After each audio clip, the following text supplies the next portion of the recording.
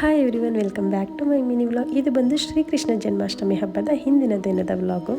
ನಾಳೆ ಮನೇಲಿ ಅಭಿಷೇಕ ಹಾಗೆ ಪೂಜೆ ಎಲ್ಲನೂ ಕೂಡ ಇರೋದ್ರಿಂದ ನಾಳೆ ಇಸ್ಕಾನಿಗೆ ಬರೋದಕ್ಕಾಗೋದಿಲ್ಲ ಅಂತ ಹೇಳ್ಬಿಟ್ಟು ಇವತ್ತೇ ಇಸ್ಕಾನಿಗೆ ಬಂದಿದ್ದೀವಿ.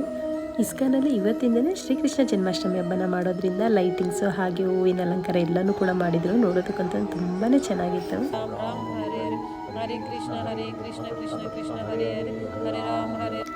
ದೇವ್ರ ದರ್ಶನ ಮಾಡಿ ಹಾಗೆ 108 ಸಲ ಶ್ರೀಕೃಷ್ಣ ಮಂತ್ರನ ಸಹ ಹೇಳಿದ್ವಿ.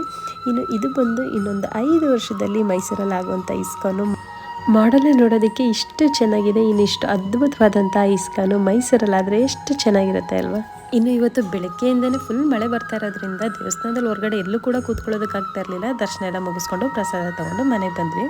ಈ ಸಲ ರಾಖಿ ಹಬ್ಬದಲ್ಲಿ ಆಯುಷ್ ದಾವಣಗೆರೆಯಲ್ಲಿ ಇದ್ನಲ್ಲ, ಹಾಗಾಗಿ ಇವತ್ತು ರಾಖಿ ಕಟ್ಟೋದಕ್ಕೆ ಅಂತೇಳಿ ಅಕ್ಕ ಹಾಗೆ ಮಿಂಕು ಇಬ್ಬರೂ ಕೂಡ ಮನೆಗೆ ಬಂದಿದ್ರು.